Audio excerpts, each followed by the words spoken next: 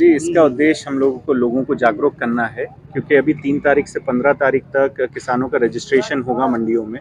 उसके बाद एसडीएम महोदय से वही निवेदन हो रहा था, चर्चा हो रही थी कि आगे का सर्वे जहाँ-जहाँ जो दिक्कत आएगी किसानों के माध्यम से, जो सत्यापन होने हैं अधिकारियों के माध्यम से और किसानों के माध्यम से, उसकी रूपरेखा भी अभी हम लोग बैठ के तय करेंगे, जिसमें पारदर्शिता से पूरी सर्वे हो पाए और जो भी किसानों को जो फ़ायदा है, जो मुख्यमंत्री जी चाहते हैं कि किसानों के खाते में डायरेक्ट पहुँचे, जो रेट का फ़र्क में आता है, वो किसानों तक हम लोग उपलब्ध करा पाएँ। सोयाबीन के पंजीयन कैसे हो पाएंगे, क्योंकि अभी सब अधिकतर मूंगफली के पंजीयन हो गए हैं। सोयाबीन की जो उपज है वो कम क्षेत्रों में होती है, उसको कैसे बढ़ाया जी, जाएगा? उसी को देखने के लिए अभी रजिस्ट्रेशन का कार्य चालू है और बाकी सर्वे का कार्य हम जल्द से जल्द करेंगे, क्योंकि जहाँ पे ये दिक्कत आ रही है अपने यहाँ, जैसे मूंगफली की फसल ज़्यादा है, तो कोशिश ये रहेगी कि आगे से हम दूसरी फसलों को भी लेकर सरकार से इस चीज़ का रूपरेखा तैयार करा पाएँ।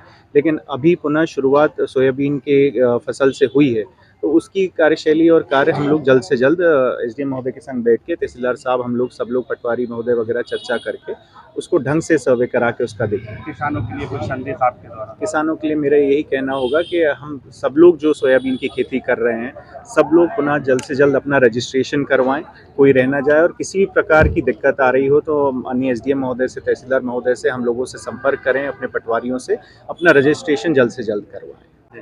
मुख्य उद्देश्य ये है कि जो मध्य प्रदेश शासन द्वारा सोयाबीन को भी एमएसपी के दायरे में लाया गया है, इसके तहत हम 3/10 से 17/10 तक इसका पंजीयन हो रहा है। किसान भाई अपनी फसल का पंजीयन कराएंगे और इसके बाद हम 24/10 से 15 जनवरी तक इसका विक्रय करेंगे किसान।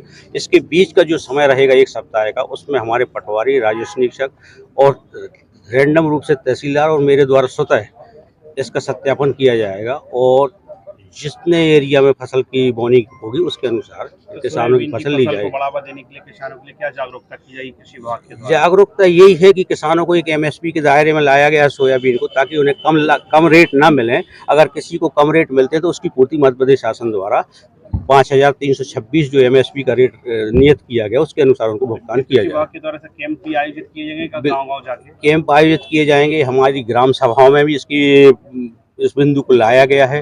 प्रचार प्रसार की पर्याप्त व्यवस्था की जा रही है। सभी कार्यालयों में भी भावांतर के हमारे यहाँ से फ्लैक्स लगाए जाएंगे और इसके अलावा गांव-गांव में भी इसका हम प्रचार प्रसार करेंगे। ट्रैक्टर रैली निकाली गई, कहाँ से कहाँ तक निकाली? ट्रैक्टर रैली हमने यहाँ एसडीएम कार्यालय से नवोदय स्कूल तक, पूरा शहर उसमें हमारा कवर हो जाएगा, ताकि लोगों में एक जागरूकता आए कि भावांतर का प्रारंभ हो गया है पंजीयन, और इसके पश्चात कब से कब तक हमारा पंजीयन होना है और कब से कब तक इसकी बिक्री होनी है। में सर, और शाम को कहाँ इसका आयोजन किया इसके पश्चात हमारा 5 बजे गढ़ी मलहरा में नगर पालिका कार्यालय में माननीय विधायक जी द्वारा हरी झंडी दिखाकर वहाँ भी ट्रैक्टर रैली का आयोजन किया गया है। साथ ही बाइक रैली का भी आयोजन किया गया है और वहाँ काफ़ी किसान साथी इकट्ठे होंगे, तो उनको इस बारे में हम लोग जागरूक करेंगे।